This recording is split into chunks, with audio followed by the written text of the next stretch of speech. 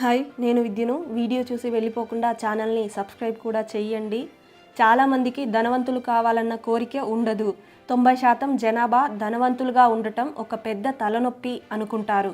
అందుకని వాళ్ళు ఇలా అంటూ ఉంటారు, నాకు డబ్బు సంపాదించాలన్న ఆసక్తి లేదు, నాకు డబ్బంటే ఇష్టం లేదు, నేను ఇప్పుడే డబ్బు గురించి ఆలోచించే అవసరం లేదు, నాకేమంత వయసు అయిపోయింది, ఇంకొంతకాలం పోనీ అప్పుడు నా భవిష్యత్తు గురించి ఆలోచిస్తాను అంటూ ఉంటారు.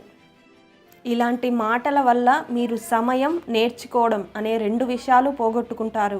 ఇవి 2 మనకున్న అతి గొప్ప ఆస్తులు.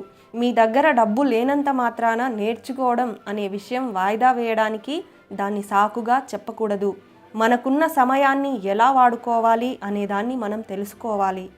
మనకున్న సమయాన్ని ఖర్చు చేస్తూ మనం డబ్బుని సంపాదించాలి. అలాగే మీరు డబ్బుని ఖర్చు చేసే విధానం చూసి మీరు ఎవరు, రేపేమవుతారు చెప్పొచ్చు.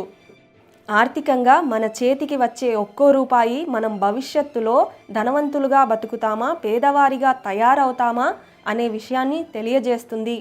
ఆర్థిక విద్య కోసం ఈ నేను విద్యను ఛానల్ని సబ్స్క్రైబ్ చేసుకోండి. Thank you. Save money, save family.